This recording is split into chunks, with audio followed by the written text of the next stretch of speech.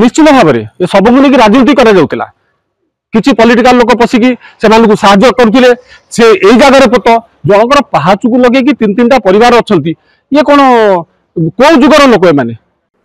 किछि दिन तले एक खबर सामना को आसीथिला जे पारिवारिक कलह कारणरू बड़ भाईर शव को पता जाइथिला सान भाईर दुआर मुहरे जो घटना सारा अंचल रे चांचल्य खेड़ाइथिबा बेले स्थानीय बासिंदांकठू आरंभ करी पुलिस प्रशासन एहाकू विरोध करथिले आउ एबे बाध्य होई मृतकंक परिवार लोके पुणी माटी खड़ी शव को बाहर करने सहित अन्यत्र नहीं शव सत्कार करिसेंती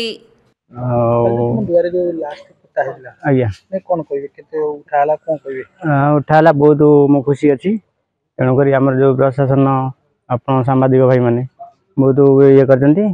कृतज्ञता उठाला तीनटा हाँ तीनटा के हम उठे जस्ट मुझे आसली सी जो मैंने शव संस्कार करते पुओ मैंने आउ गाँव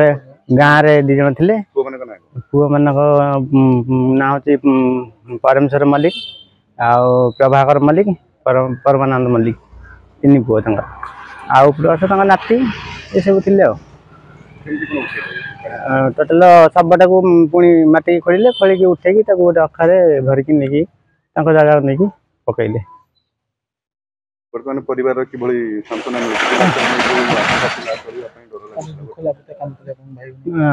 आज टिके सांत्वना मिली जाऊ शवटा जेतु सेठू उठाई अलग जाऊ पठाईगला तेणुक से भाई बो कि मोर गोटे पुतुरा छोट झीरी सी भी आज टे खुशी रे छुआ टोटाल माँ को शवटे माँ को छाड़ेना आज उठिलारू टिके से छुआटी भी खुशी अच्छी तेबे ए घटना हेउछि जाजपुर जिला दशरथपुर ब्लॉक अंतर्गत चसाखंड पंचायतर घटना जहाँकि चसाखंड ग्रामर मानव मल्लिक एवं गोविंद मल्लिक दुई परिवार मध्यरे दीर्घ दिन हेबो विवाद लगी रहिथिला आउ गत गुरुवार राति रे गोविंद मल्लिकंक वार्धक्य जनित मृत्यु हेबारू तांको पुओ माने गोविंदंक मृतदेह को नहीं निज कका मानव मल्लिकंक घर आगरे पोति देइथिले जो घटना को समस्ते बारण करथिले मध्य काहारी कथा न मानी जोर जबरदस्त सेठारे मृतदेह को पोतिथिले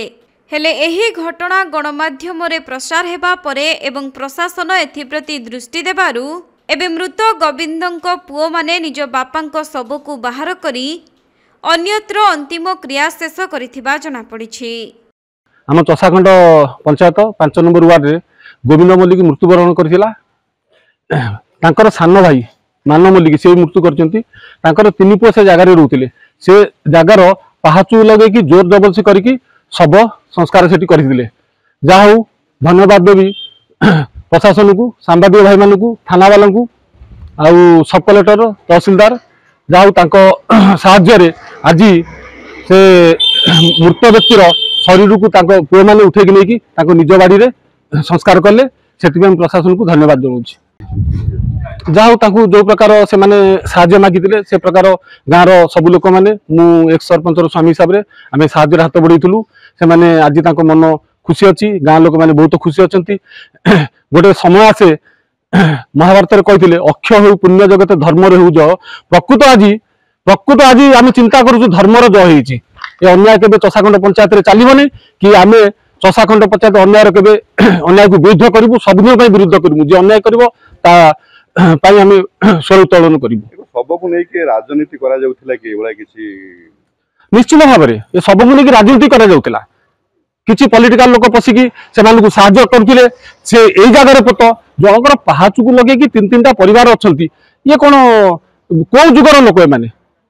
आज भलिया आज समाज दिन को दिन डेभलप करि चलीछि जने गाँ गटा तुम परिवेश को लेकिन समाज को लेकिन चलुच किंतु समाज विरुद्ध काम केमिति करूछ तमर कोन साधारण ज्ञान नहीं तुम पॉलिटिकल इश्यू कर भल मत जोर जबरदस्त जिन कर आज कौन है धर्मर जय हो प्रकृत में।